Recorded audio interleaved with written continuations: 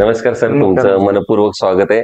Icon steel प्रस्तुत build icon या उपक्रमामध्ये आम्ही वेगवेगळ्या क्षेत्रातल्या अशा लोकांची गप्पा मारतोय आणि आज वाशिम मध्ये आम्ही आलेलो आहेत आणि वाशिम मधल्या प्रमुख इंजिनियर पैकी तुम्ही एक आहात.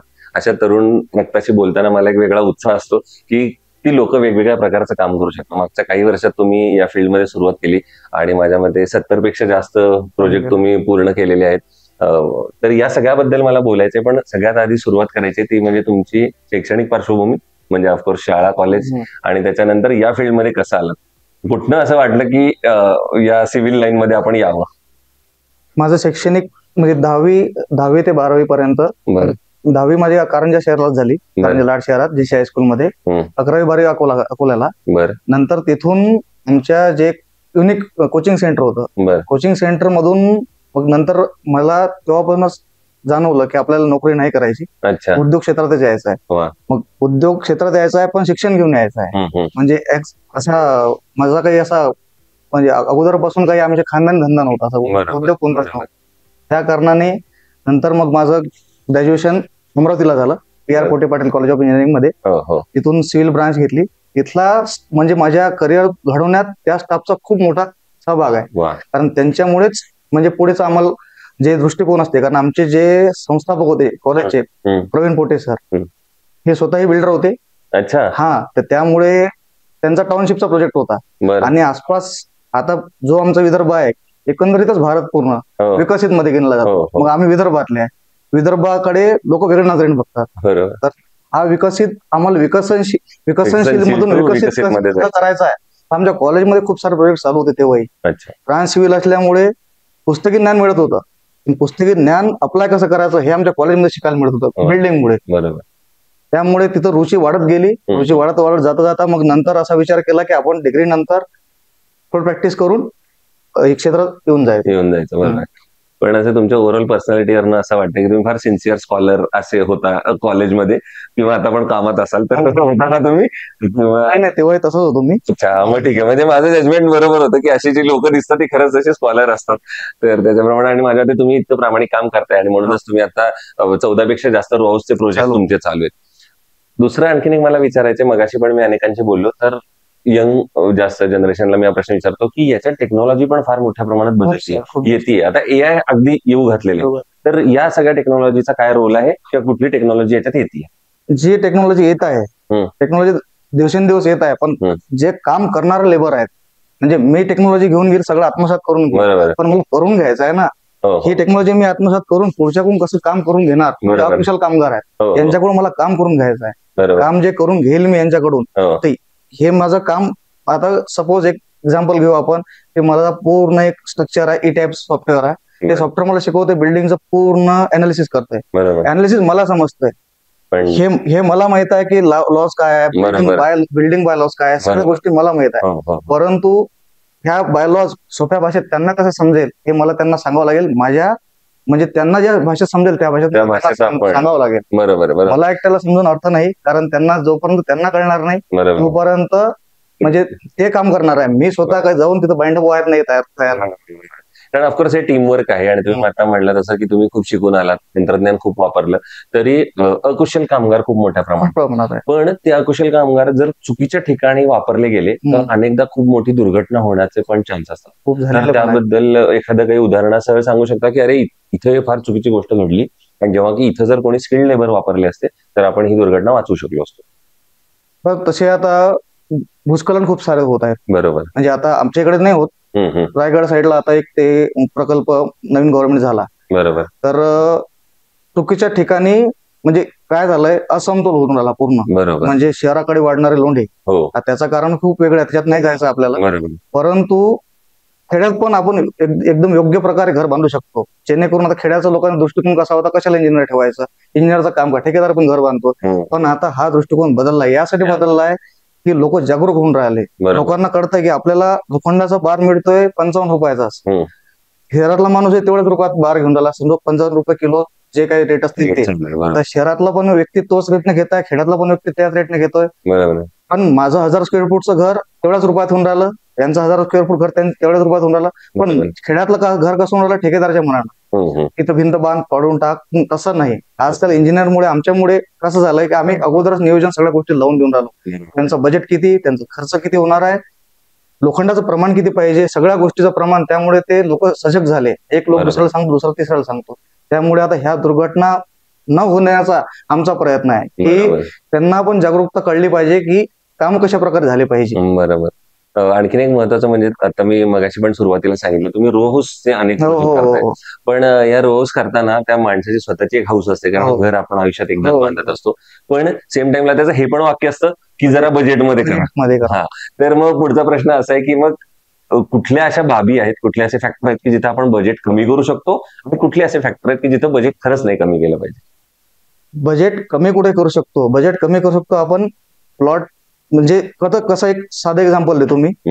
एखादी मी वस्तू घेत आहे, सपोज ती वस्तू लमसम अमाऊंट मध्ये घेत आहे आणि छोट्या अमाऊंट मध्ये एकच वस्तू घेत आहे. मला रो हाऊस मध्ये कसं आहे, मग लमसम मध्ये मी प्लॉट्स घेत आहे. बरोबर. त्या प्लॉट्स मध्ये मी ते रो हाऊस बांधत आहे. डेफिनेटली रेट ऑफ म्हणजे प्लॉट कमी झाला, प्लॉटचा रेट कमी झाला. त्यामुळे बांधकामाचा खर्च सगळाच लागणार आहे मला. मी एक घर बांधो की 10 घर बांधे, पण जेव्हा मी 10 घर बांधणार तिथं जे वेस्ट मटेरियल आहे ते कमीत कमी राहील. आणि त्यामुळे जे घराची किंमत आहे, सामान्य म्हणजे कोणालाही स्वप्नाचे घर आहे तर त्याचं पूर्ण जे म्हणजे स्वप्न आयुष्याचं पूर्ण होऊन जाईल, कमी रेट मध्ये पूर्ण होऊन जाईल आणि दर्जात्मक काम करूनच पूर्ण होऊन जाईल. यासाठी की तिथं बल्क क्वांटिटी मध्ये माझं मटेरियल येईल, तिथं माझं रेट 2 पैसे माझे उरतील, आणि हे जे रेट माझे उरतील त्यामुळे माझा कॉस्ट ऑफ प्रोजेक्ट कमी होऊन जाईल. त्यामुळे त्याला घर मिळून जाईल. तो आपण मगाशी सुरुवातीला गप्पांच्या बोललो की टेक्नॉलॉजी बद्दल. आता तुम्ही काम करतच आहात, पण आगामी काळामध्ये तुम्हाला असं काय वाटतं की कुठलं व्यावसायिक प्रशिक्षण तुम्हाला आता घेतलं पाहिजे किंवा येणाऱ्या तुमच्या मित्रांनी अजून घ्यावं? सॉफ्टवेअर बद्दल घेतलं पाहिजे. खूप सारे सॉफ्टवेअर, एआयचा एक उपयोग झाला, पण आता आपण हे पण शिकवू शकतो की आता जे एक्सेस क्वांटिटी ऑफ स्टील कुठे कुठे युज होत आहे, हे कमी कुठे करता येईल, जिथे गरज आहे स्टीलची तिथे कुठे वापरता येईल. नंतर बांधकाम क्षेत्रातले नवीन नवीन गोष्टी आहेत की आता जे मटेरियल वेगवेगळे, सिमेंट झालं. आता जागरूकता लोकांबद्दल अशी नाही की जे टेक्नॉलॉजी आहेत, आता जुन्या बिल्डिंग होत्या जे आता महाराजांचे किल्ले आहेत, महाराष्ट्रात राहतो, आमचे छत्रपती शिवाजी महाराजांचे खूप सारे किल्ले आहेत. इथे निसर्गाचा समतोल राखून त्यांनी खालून दगड वर नेले नाही, तिथलाच दगड खोदला, पण दगड खोदून ते गड्डा नाही गेला, तिथं पाण्याचं नियोजन केलं. पाण्याचं नियोजन करून तिथं एकाही जागेवर अजूनही ब्लॉकेज कुठं दिसणार नाही. किल्ल्यावर गेलो ना आपण, आजही तुम्हाला तिथं ब्लॉकेजेस कुठंच दिसणार नाही की इथं म्हणजे ट्रॅप झाला, किंवा खालचे जे गावातले लोक आहेत त्यांच्या घरात पाणी चाललं, असं होणार कुठंच नाही झालं. तर ह्या टेक्नॉलॉजी अगोदरच होत्या, फक्त नाव चेंज झाले. आता महाराजांनी जे आता एक नवीन टेक्नॉलॉजी आली की घर आपलं कूल राहिलं पाहिजे, पण अगोदर किल्ले आपले थंड आहेत ना, त्यांनी तिथेच मटेरियल युज केले ना. रेन वॉटर हार्वेस्टिंग, साधी गोष्ट आहे, एकदम साधा कन्सेप्ट आहे. किती लोक करतायत, फार कमी करतात. पण आम्ही त्याबद्दल म्हणजे आम्ही स्ट्रिक्टली नियम केलाय की आपलं रेन वॉटर हार्वेस्टिंग करायचं आहे म्हणजे करायचं आहे. नंतर सोलर करायचंच आहे, कारण आपल्याकडे जे नैसर्गिक सोर्स आहेत ते आपल्याला वापरायला लागेल. त्यासाठी हे टेक्नॉलॉजी जे आहे, हे काही नवीन टेक्नॉलॉजी, रॉकेट सायन्स नाही आहे, साधा टेक्नॉलॉजी आहे, फक्त ते डे टू डे लाईफ मध्ये आपल्याला वापरली पाहिजे. बरोबर आहे. या फील्डमध्ये तुम्ही आता नव्यानं सुरुवात केली, अजून सुद्धा खूप मोठा टप्पा तुम्हाला गाठायचा आहे, पण सुरुवातीला कायम कुठल्या तरी अडचणींना तोंड द्यावं लागतं, कुठल्या तरी प्रॉब्लेमला फेस द्यावं लागतं. त्याच्यातलं एखादं उदाहरण सांगाल का की जी नवीन तरुण पिढी येते त्यांना हा प्रॉब्लेम तुम्हाला पण येणार आहे, पुढं there is a road diversion, असं तुम्ही आधीच सांगाल? आजच्या काळात कसं झालंय, सगळ्यांना भौतिक सुखाचं खूप जास्त ओढ झाली. म्हणजे आता मी नवीन या फील्डमध्ये येऊ, त्या फील्डमध्ये आल्यास माझ्याकडे मोठा मोबाईल असला पाहिजे, माझी कार असली पाहिजे, म्हणजे मला स्ट्रगल नाही करायचा आहे. सुरुवातीच्या काळात तुमच्यावर कोणी विश्वास ठेवणार नाही. जसं आयकॉन स्टीलचं झालं, म्हणजे आयकॉन स्टील नवीन स्टील खूप सारे होते मार्केटमध्ये, हेच का वापरायचं, तर हे आयकॉन स्टीलनं काही ना काही वेगळं काम केलं म्हणून ते वापरायचं. त्यांनी क्वालिटी दिली, त्यांनी नवीन डीएस डक्टिलिटी आणि स्ट्रेंथ देत होते सगळेजण, पण स्ट्रेंथ देताना काय होत होतं की डक्टिलिटी कुठेतरी कमी होत होती, पण त्यांनी दोघांचा समतोल राखला. तर आपल्याला काय होईल, नवीन पोरं जे येतील त्यांना आलयवाल्यास पूर्ण प्रोजेक्ट नाही मिळणार, क्लायंट विश्वास ठेवणार नाही, ठेवायला पण नको. यासाठी नको की अगोदर तुम्हाला क्षेत्रात उतरून तुमच्यात काय कर्तबगारी आहे तुम्हाला दाखवावं लागेल, काही ना काही युनिक दाखवावं लागेल. 10 इंजिनियर काम करून राहिले, पण तुमच्यात जवळ काय यायचं या त्याला जोपर्यंत महत्व कळणार नाही तोपर्यंत तुम्ही त्या पात्रतेचे होणार नाही, तोपर्यंत तुमच्याकडे काम येणार नाही. त्यामुळे पेशन्स, संयम या क्षेत्रात खूप मोठा भाग आहे. आणि आमचं क्षेत्र जे आहे, आमचं क्षेत्र आहे डे टू डे लाईफ मध्ये प्रत्येक वस्तू आम्हाला व्यक्ती शिकवतं. एक ठेकेदारही शिकवते आम्हाला रोजच्या गोष्टी, त्याचे नियोजन शिकवतो आम्हाला, कारागीर काम करणार आहे या सगळ्या गोष्टी शिकवतो. पण ही फील्ड आमची अशी आहे की इथून कोणीच वरून शिकून आलेलं नाही. आम्हाला रोज काही ना काही आम्हाला शिकवलं जाईल. आणि घरातून निघाल्यापासून घरात जाईपर्यंत प्रत्येक व्यक्ती गुरु म्हणूनच भेटतो आपल्याला. आणि त्यांना तो गोष्ट जे सांगतो तो आपल्याला आत्मसात करून आपण कुठे चुकतोय. परफेक्ट माणूस कोणीच बनत नाही. आपल्याला काही ना काही गोष्टी आपल्या उणिवा भरून काढून, आपल्याला त्या उणिवा भरून काढून आपण कसं यशस्वी हो हे आपल्याला पाहावं लागेल. आणि आपलं जे भारत बनतोय, ठीक आहे, एक सरांनी मग बोलता एक चांगलं उदाहरण दिलं होतं मग टीमच्या, अटल सेतू बनवून उपयोग नाही. अगोदर जे महाराष्ट्र आहे आपला, महाराष्ट्रातला आपला विदर्भ भाग, आपण ग्रामीण आपला जो पाया मजबूत करणं आहे, पाया मजबूत झाल्याशिवाय अटल सेतू तिकडे बनतोय तो त्यांचं काम करतोय. पण आपल्याला जो आपली नीव आहे, आपली नीव चांगली करली असणं महत्वाचं. यासाठी आपल्याला जे नवीन पोरं आहेत याच्यासाठी फील्ड तुमची वाट पाहत आहे. तुम्ही या, आमच्यासोबत काम करा, काही तुमचं आम्हाला नॉलेज द्या, काही तुमचं आम्हाला द्या, एकमेका सहाय्य करून आपण एक नवीन काही ना काही महाराष्ट्रासाठी करू, एकंदरीतच ते भारतासाठी होईल. त्या म्हणजे माझ्याकडे खूप कमी लोकांमध्ये अशी तळमळ असते की नवीन लोकांना म्हणजे एक प्रकारे कॉम्पिटिटर इन्व्हाइट करतोय असं वाटतंय. पण इथं आशिष लडे सरांचं असं म्हणणं आहे की तुम्ही उलट नवीन मुलांनी या, त्या ताकदीनं काम करा, आपल्याला एक सर्वोत्कृष्ट भारत निर्माण करायचा आहे. आणखीन एक महत्वाचा प्रश्न म्हणजे तुम्ही मगाशी जाता उल्लेख केला ते म्हणजे कुठल्याही बांधकामामध्ये सळई हा फॅक्टर सगळ्यात महत्वाचा असतो.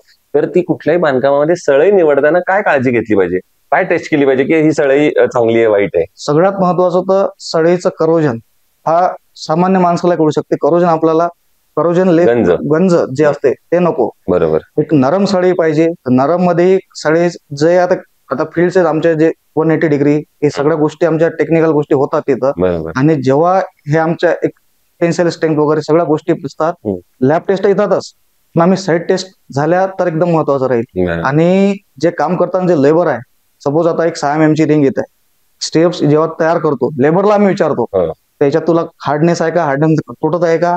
त्यांना म्हटलं तुटत आहे, आम्ही कंपनीच्या जे काही कंपनीचे असतील त्या क्षेत्रातले त्यांना सांगतो की असा आम्हाला प्रॉब्लेम येतात. तर त्यानुसार ते त्या गुणवत्ता सुधारतात. पण असं आयकॉन बद्दल आमच्या सोबत आजपर्यंत झालं नाही. त्यांनाही आम्हाला ज्या सर्व्हिस लागल्या त्या सगळ्या दिल्या आणि सळई आजपर्यंत तरी आम्हाला लोकल म्हणजे नाही मिळालं, सगळं व्यवस्थित असाल. सळईबद्दल बोलताना तुम्ही आयकॉन स्टीलचा उल्लेख केला, तर मग मी ते पण विचारलं, आयकॉन स्टीलच्या उत्पादनासोबत त्यांची सेवा ही कुठल्याही महत्वाची असते, तर त्या सेवेबद्दल एकंदर त्यांच्या सगळ्या स्टाफ बद्दल काय सांगाल? कसा होता अनुभव? अनुभव खूप छान आला. आणि आजचा जो हा प्रकल्प होता, आता मी तर या फील्डमध्ये 6-7 वर्ष झाले आलोय. पण माझे जे सिनियर सोबत आलेले आहेत त्यांनी मला सांगितलं की त्यांची 20-20 वर्षाचे करिअर झालेले आहेत. त्यांच्या या करिअर मध्येही असा प्रोग्राम झाला नाही. कंपनी आम्ही काम करतो डेली लाईफ मध्ये सगळं मान्य आहे. बरोबर. रिटेलर काम करतो, डीलर काम करतो, पण याच इंजिनियर म्हणून कंपनीला आमची जाण आहे की आम्ही त्यांच्यासाठी काहीतरी करतोय हे बघून आम्हाला चांगलं वाटलं. त्यामुळे कंपनीचे आम्ही मनपूर्वक म्हणजे आभार मानतो. कंपनीने आमच्यासाठी काहीतरी केलंय, आम्हाला प्लॅटफॉर्म दिला की आमच्या भावना व्यक्त करायला, की आमचं जे आयकॉन स्टील आम्ही वापरतोय सगळेजण आपापल्या परीने जे स्टील वापरतोय, पण आपण एक समाजाचा भाग आहे, बरोबर, एक क्षेत्राचा भाग आहे, म्हणून आम्ही ते सेवा देतोय. कंपनी आमच्यासाठी काही ना काही करते याच्याबद्दल आम्हाला विशेष करून आनंद आहे, मनापासून आनंद आहे. क्या बात आहे.